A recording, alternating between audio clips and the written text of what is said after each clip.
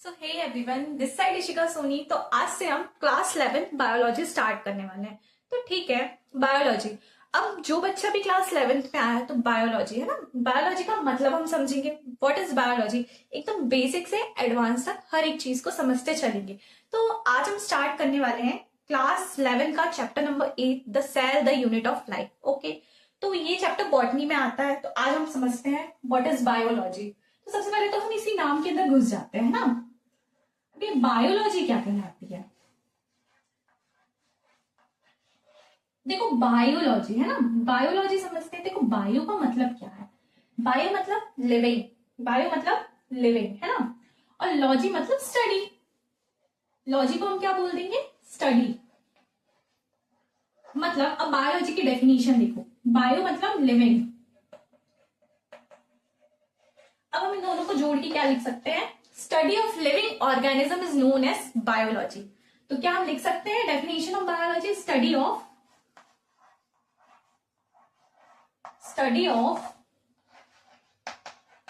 Living organism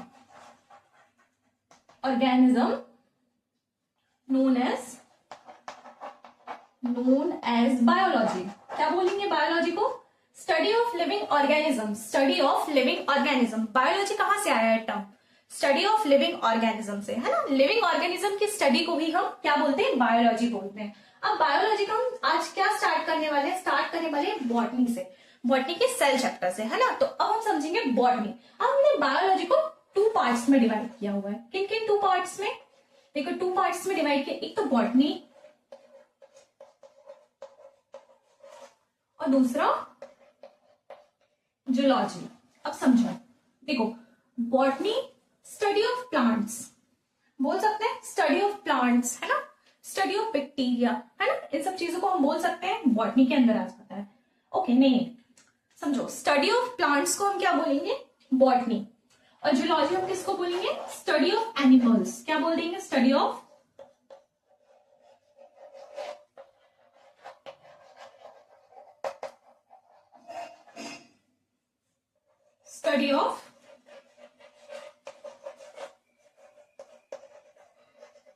देखो, biology की 2 branch है, एक बॉटनी एक जूलॉजी। तो बॉटनी को हम बोलते हैं स्टडी ऑफ प्लांट्स। जब हम स्टडी करेंगे प्लांट्स के बारे में, जब हम पढ़ाई करेंगे किसके बारे में? प्लांट्स के बारे में, तो उसे हम किस ब्रांच में लेकर जाएंगे? बॉटनी। जब हम किसी एनिमल्स के बारे में पढ़ाई करेंगे तो वो कहां पे जाएगी? जूलॉजी। जैसे कि हम प्लांट किंगडम, एक एग्जाम्पल देखो, हम प्लांट किंगडम किसके अंदर पढ़ते हैं? प्लांट किंगडम एक चैप्टर है क्लास 11 का, है ना। किंगडम, प्लांट किंगडम, ये किस ब्रांच के अंदर आता है तो बायोलॉजी, लेकिन आता किस ब्रांच के अंदर है? बॉटनी के अंदर, है ना। वैसे ही जूलॉजी, जूलॉजी का एक चैप्टर है। चलो हम पूरी यूनिट की बात करते हैं। ह्यूमन फिजियोलॉजी,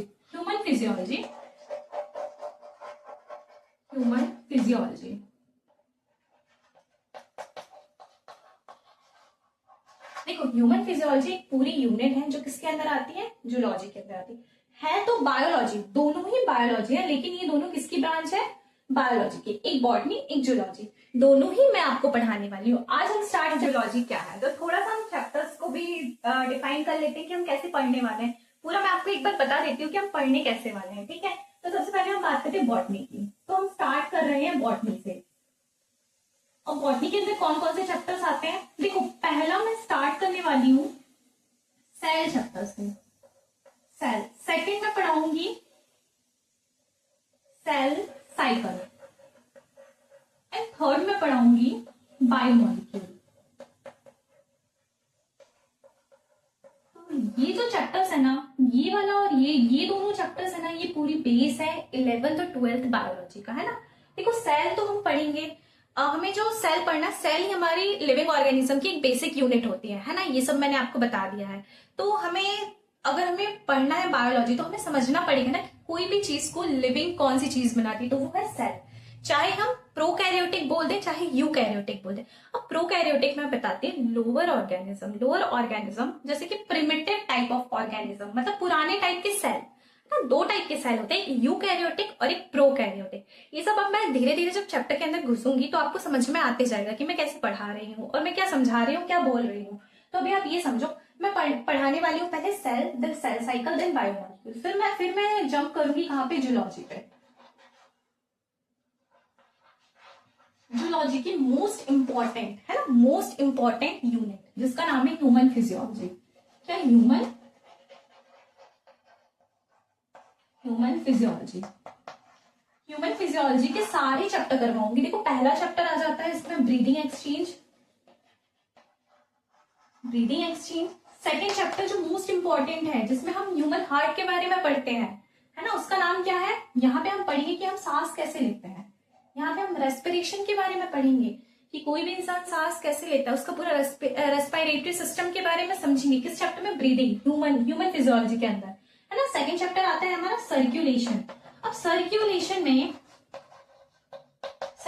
हम दोनों टाइप के ऑर्गेनिज्म में समझेंगे। लोअर इन्वर्टिब्रेट, है ना, लोअर इन्वर्टिब्रेट का मतलब होता है लोअर ऑर्गेनिज्म, हायर इन्वर्टिब्रेट मतलब हमारे जैसे ऑर्गेनिज्म के बारे में हम सर्कुलेशन, ब्लड के बारे में पढ़ेंगे, ठीक है। ऐसे हम आगे बढ़ते जाएंगे ह्यूमन फिजियोलॉजी में, ठीक है। तो मैं इसके चैप्टर्स आपको बता दूंगी जब पढ़ाऊंगी। आज हमारा टॉपिक है सेल, तो हम अब यहां से आगे बढ़ते हैं सेल चैप्टर में।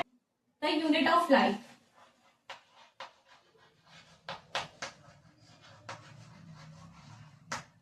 आप लोगों से एक बात बोलना चाहती हूँ, जो भी बच्चा यहाँ पे नोट्स बना रहा है, जो भी अच्छे से लेक्चर देख रहा है, तो वो साथ साथ मेरे नोट्स बना सकता है, क्योंकि मैं आपको लिख के पढ़ा रही हूँ पूरा, और ये आपके शॉर्ट नोट्स का भी काम करेंगे और आपको समझने में भी इजी पड़ेगा, ठीक है। इन नोट्स में मैं आपको सारी एनसीईआरटी कवर करवाऊंगी। देखो अब हम सबसे पहले बात करते हैं, हम अपने चारों तरफ देखते हैं तो हमें क्या दिखता है, लिविंग ऑर्गेनिज्म भी, नॉन लिविंग ऑर्गेनिज्म भी। तो जब हम लिविंग ऑर्गेनिज्म को देखते हैं तो हमारे दिमाग में एक क्वेश्चन आता है कि ऐसी कौन सी चीज है जो लिविंग ऑर्गेनिज्म को लिविंग बनाती है ना। तो इसका आंसर क्या है, सेल। ऐसी कौन सी यूनिट है, सेल। समझो आप केमिस्ट्री में पढ़ते हो एटम, मतलब कोई भी सब्सटेंस, सपोज ये चौक है, ठीक है, ये चौक को देखो, ये भी किसी छोटे छोटे पार्टिकल से मिलकर बनी होगी, है ना। तो इन छोटे छोटे पार्टिकल को हम क्या बोलते हैं, एटम बोलते हैं ना। केमिस्ट्री की बात करें तो केमिस्ट्री में हम एटम बोलते हैं, जो कि नॉन लिविंग होता है। लेकिन हम लिविंग ऑर्गेनिज्म की बात कर रहे हैं, लिविंग ऑर्गेनिज्म में जो छोटी छोटी यूनिट होती है उसे हम क्या बोलेंगे, सेल बोलेंगे। तो सेल को हम देख सकते हैं बेसिक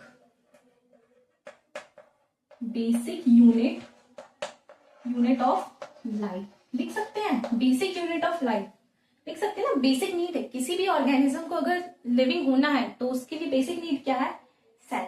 अब हम आगे बात करते हैं। अब समझिए, अब हमारे क्वेश्चन में, हमारी एनसीईआरटी में दिया हुआ डिस्कवरी ऑफ सेल, सेल के बारे में। सेल की डेफिनेशन दी है fundamental structural and functional unit of life, है ना। Cell is the fundamental structural and functional unit of life. अब हम समझते हैं,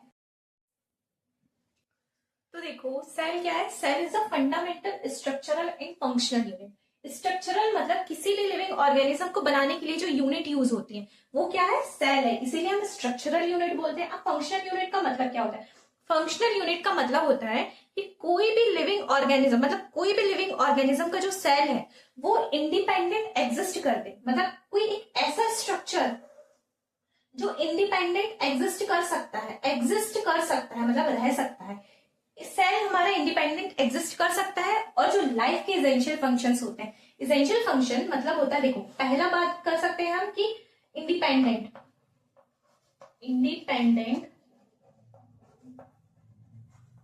एग्जिस्टेंस, और हम सेकंड बोल सकते हैं परफॉर्मिंग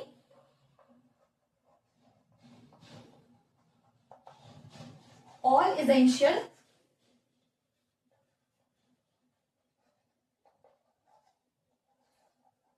फंक्शन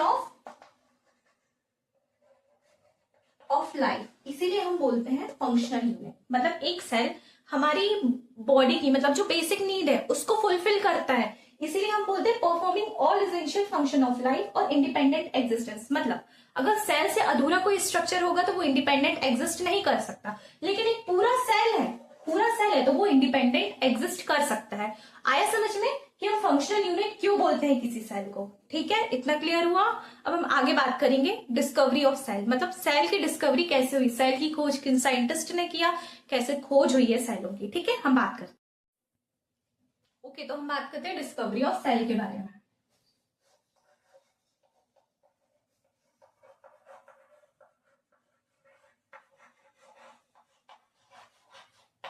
देखो तो फर्स्ट साइंटिस्ट जो फर्स्ट आए थे, फर्स्ट साइंटिस्ट कौन थे? Robert hook.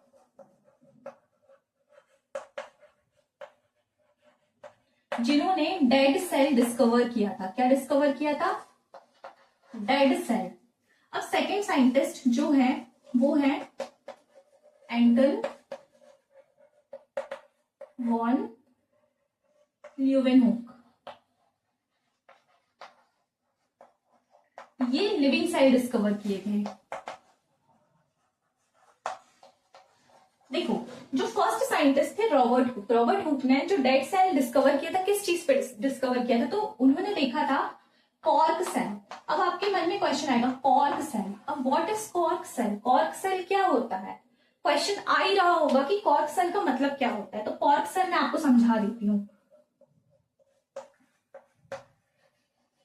कॉर्क सेल, आपने पेड़ देखा होगा, ट्रीज, ट्रीज के बाहर जो ब्राउन कलर की जो बार्क होती है उसी को हम कॉर्क सेल बोलते हैं। कॉर्क सेल कैसे होते हैं? डेड होते हैं,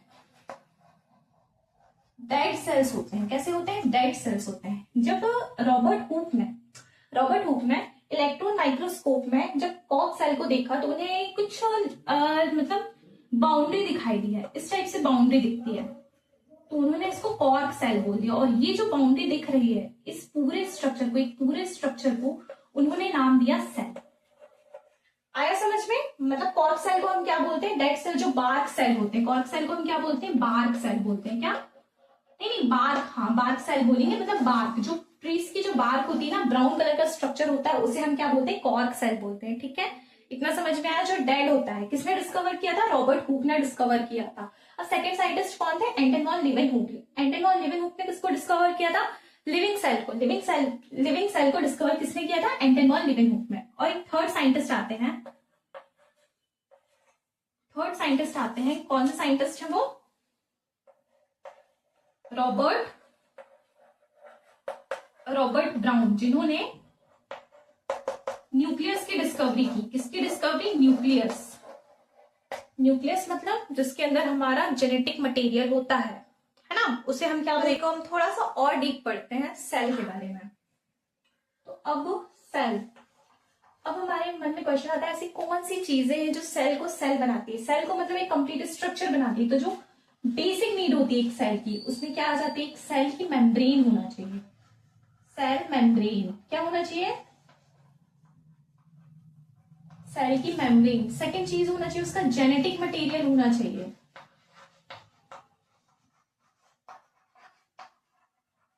देखो हम जेनेटिक मटेरियल के बारे में बहुत ज्यादा ब्रीफ तरीके से भी डिस्कस करेंगे आगे। अभी थोड़ा सा बेसिक समझ लो जेनेटिक मटेरियल होता क्या है। जो इंफॉर्मेशन ट्रांसफर करता है जेनरेशन टू जेनरेशन।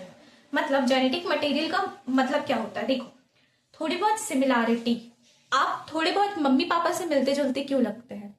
क्योंकि कुछ जेनेटिक इंफॉर्मेशन आपके मम्मी पापा से बच्चों में ट्रांसफर होती है ना, तो उसे हम क्या बोलते हैं? Genetic material. मतलब ऐसी चीज जो इंफॉर्मेशन को, है ना, जो इंफॉर्मेशन को स्टोर करके रखता है और जो ट्रांसफर करने में हेल्प करता है, उसे हम जेनेटिक मटेरियल बोलते हैं। जेनेटिक मटेरियल में क्या आ जाता है? देखो DNA. DNA is a genetic material, है ना, जो हमारी इंफॉर्मेशन को जेनरेशन टू जेनरेशन ट्रांसफर करता है, जो इंफॉर्मेशन को स्टोर करके रखता है ना, उसे हम क्या बोलते हैं? जेनेटिक मटेरियल, उसे हम डीएनए बोलते हैं। और थर्ड हमारी रिक्वायरमेंट होती है सेल मेम्ब्रेन, जेनेटिक मटेरियल, क्या? साइटोप्लाज्म।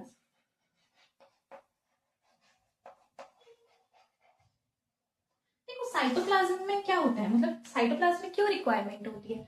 अगर हमारी कोई भी चीज है, मतलब एक सेल है ना, सेल को मीडियम तो लेना पड़ेगा। साइटोप्लाज्म क्या है? वाटर ही तो है, वाटर ही तो है। देखो आउटर इन्वायरमेंट से सेल को सेपरेट करने के लिए जो वॉल होती है उसे हम क्या बोल देते हैं? सेल मेम्ब्रेन बोल दिए, है ना। अभी मान के चलिए आप सेल मेम्ब्रेन बोल दिए। अभी जो अंदर जो फ्लूइड भरा रहता है उसी को हम क्या बोल देते हैं? साइटोप्लाज्म बोलते हैं ना। और जो इसके अंदर जो हमारी जो इंफॉर्मेशन को स्टोर करता है उसे हम क्या बोल देते हैं? जेनेटिक मटेरियल बोल देते हैं। आपको इतना क्लियर हुआ? हम सेल को डिवाइड करते हैं। अब सेल को भी हम दो टाइप में डिवाइड कर देते हैं। एक तो on the basis of number, एक तो नंबर के बेसिस में। किसके बेसिस पे? ऑन द बेसिस ऑफ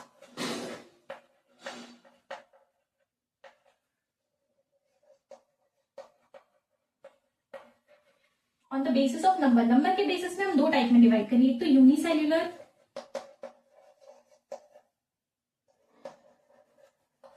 और सेकेंड हो जाएगा मल्टी सेल्यूलर। देखो यूनिसेल्यूलर में एग्जांपल देखो, यूनिसेल्यूलर मतलब ऐसे सेल जो सिंगल सेल से मिलकर बने होते हैं, सिंगल सेल जो अपने फंक्शन पूरे परफॉर्म कर सकते हैं, ठीक है, जो सारे एसेंशियल फंक्शन है लिविंग ऑर्गेनिज्म के वो सारे परफॉर्म कर देता है यूनिसेल्यूलर ऑर्गेनिज्म, ठीक है, और इंडिपेंडेंट एग्जिस्ट कर सकता है। उसका एग्जाम्पल क्या हो जाएगा, बैक्टीरिया, ये एग्जाम्पल है। अब मल्टी सेल्यूलर सेल मतलब एक से ज्यादा सेल, मतलब बहुत सारे सेल से मिलकर बना होता है। उसका एग्जाम्पल क्या लिख सकते हैं अपन, बताओ क्या लिख सकते हैं? ह्यूमन बॉडी लिख सकते हैं, ह्यूमन बॉडी लिख सकते हैं, प्लांट लिख सकते हैं, लीफ लिख सकते हैं, एक्सेट्रा, ऐसे तो बहुत सारे एग्जाम्पल हो जाएंगे, है ना। तो ये समझ में आया यूनिसेल्यूलर एंड मल्टी सेल्यूलर। तो मल्टी सेल्यूलर ऑर्गेनिज्म में बहुत सारे सेल मिलकर एक स्ट्रक्चर बनाते हैं, तो वो एक मल्टी सेल्यूलर ऑर्गेनिज्म कहलाता है, ठीक है, और यूनिसेल्यूलर बैक्टीरिया में आ जाता है, ठीक है। तो हम आगे के पार्ट में मूव करते हैं, तो अब हम बात करते हैं सेल थ्योरी के बारे में। तो 1838 पे एक साइंटिस्ट थे,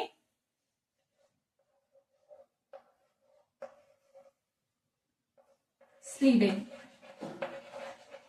देखो स्लीडेन एक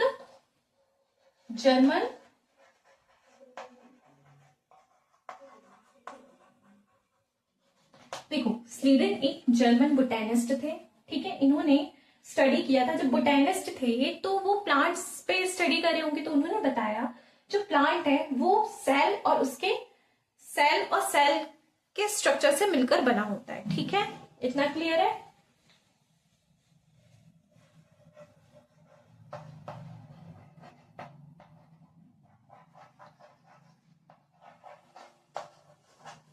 cell and its product of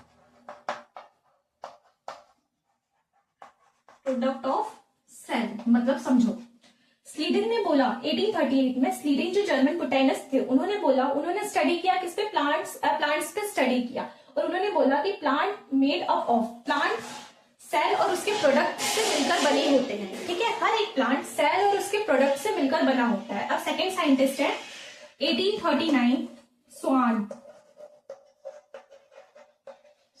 ठीक है, ये भी कौन है, ये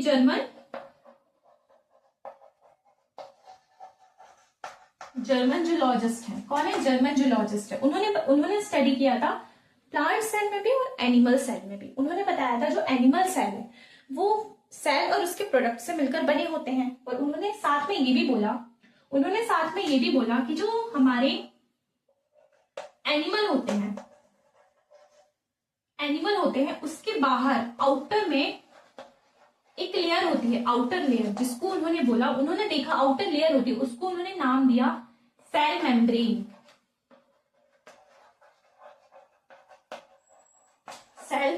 उन्होंने क्या नाम दिया, प्लांट सेल और एनिमल सेल दोनों में स्टडी किया। तो उन्होंने एक और चीज बताई, स्वान ने एक और चीज बताई, क्या बताई वो, जो प्लांट होते हैं ना, प्लांट का एक यूनिक कैरेक्टर होता है। उन्होंने देखा यूनिक कैरेक्टर, एक उन्हें थिन लेयर दिखी, थिन लेयर, उसे उन्होंने क्या बोला, प्लांट वॉल, जिसे आज हम बोलते हैं सेल वॉल। समझो मैं क्या बोल रही हूँ। स्वान ने प्लांट में भी और एनिमल में भी स्टडी किया था। जब उन्होंने प्लांट को देखा तो उन्होंने बताया कि हमें प्लांट सेल के आउटर में एक यूनिक कैरेक्टर दिखता है, एक यूनिक वॉल दिखती है, जिसे उन्होंने क्या नाम दिया, प्लांट वॉल या सेल वॉल। तो देखो स्वान ने ये सब चीजें देखा, तो स्वान ने एक हाइपोथेसिस प्रपोज किया,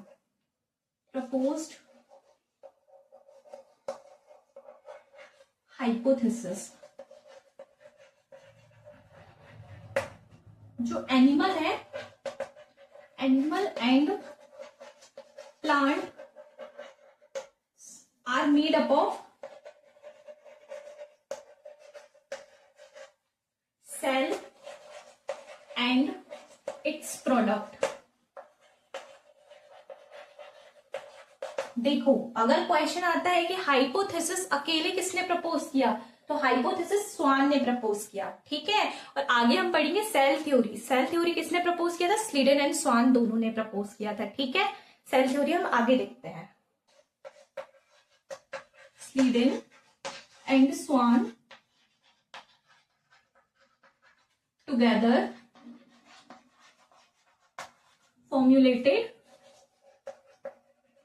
formulated सेल थ्योरी। लेकिन कुछ एक्सेप्शन थे, सेल थ्योरी ने क्या एक्सप्लेन नहीं कर पाया, इनका डिमेरिट्स क्या हो गया था, इन्होंने सेल थ्योरी तो दे दी लेकिन इन्होंने ये नहीं बताया कि सेल डिवाइड कैसे होता है, ओके। तो इसके डिमेरिट में क्या आ जाएगा, डिड नॉट एक्सप्लेन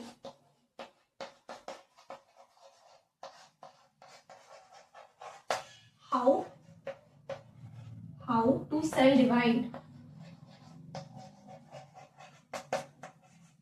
ओके इतना क्लियर है। अब 1855 में जब हमें ये समझ में स्लीडन एंड स्वान ने सेल थ्योरी तो दे दी, सेल थ्योरी में क्या था कि जो हमारे एनिमल और प्लांट है दोनों ही किससे मिलकर बने होते हैं, सेल से और उसके प्रोडक्ट से, ओके। तो ये तो हमारी सेल थ्योरी कहला गई। अब सेल थ्योरी का डिमेरिट क्या था, उन्होंने एक्सप्लेन नहीं कर पाया कि सेल डिवाइड कैसे होता है। अब कोई एक सेल है वो बना कैसे है ना, सेल बना कैसे है उनको नहीं पता था। अब इधर पे वो कंफ्यूज हो गए कि हमारा सेल बना कैसे। तो अब उसके लिए एक साइंटिस्ट आते हैं 1855 पे, रुडोल्फ वर्को 1855, ईयर याद रख लेना, ईयर इंपॉर्टेंट है। 1855 उन्होंने स्टेटमेंट दी, स्टेटमेंट में क्या लिखा था, ओमिनस सेल्यूला ई सेल्यूलर, ठीक है। ओमिनस सेल्यूलर ई सेल्यूलर, इसका मतलब क्या होता है, मतलब हमारे सेल प्री एग्जिस्टिंग सेल से ही बनते हैं, मतलब जो हमारे पुराने सेल है उसी से हमारा नया सेल बनता है। इतना क्लियर है। रुडोल्फ वर्को 1855 उन्होंने एक स्टेटमेंट दी, इसका नाम क्या है, ओमिनस सेल्यूलर ई सेल्यूलर। इसका मतलब क्या है, जो हमारे सेल हैं जो स्वान और स्लेडन नहीं बता पाए थे उसको कौन ने बताया, रुडोल्फ वर्को ने एक्सप्लेन किया और सेल थ्योरी को मॉडिफाई कर दिया, ओके। कि रुडोल्फ वर्को ने क्या बोला, रुडोल्फ वर्को ने बोला कि प्री एग्जिस्टिंग सेल से ही आगे नए सेल, ओके। तो फाइनली रुडोल्फ वर्को ने जो हाइपोथेसिस दिया था स्लेडन एंड स्वान ने, उसको मॉडिफाई किया और न्यू शेप दिया, ओके। तो मैं यहां लिख सकती हूँ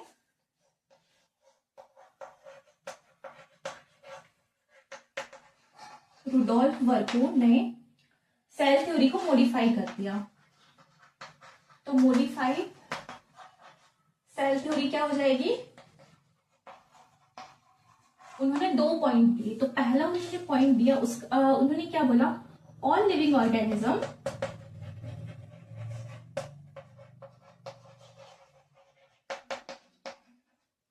इज मेड अप ऑफ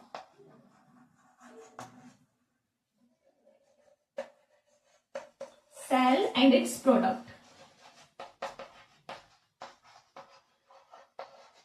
देखो all living organism is made up of cell and its product, तो स्लेडन एंड स्वान ने ही बता दिया था, लेकिन इनका जो मॉडिफाई वर्जन था उन्होंने क्या बोला, सेकंड क्या बोला, जो all new cells arises from pre existing cell, all cells arises from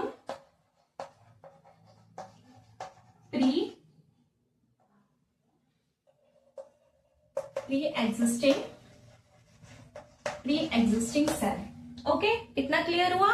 तो ठीक है, आज के लिए अपन इतना ही रखते हैं, कल अपन देखेंगे overview of cell, okay. Thank you आज के लिए। अगर वीडियो अच्छा लगे तो लाइक शेयर एंड सब्सक्राइब जरूर करें, और जो भी आपको लग रहा है कि कुछ रह जा रहा है, कुछ डाउट है, तो आप कमेंट करके पूछ सकते हैं, मैं रिप्लाई करने की कोशिश करूंगी, ओके। Thank you.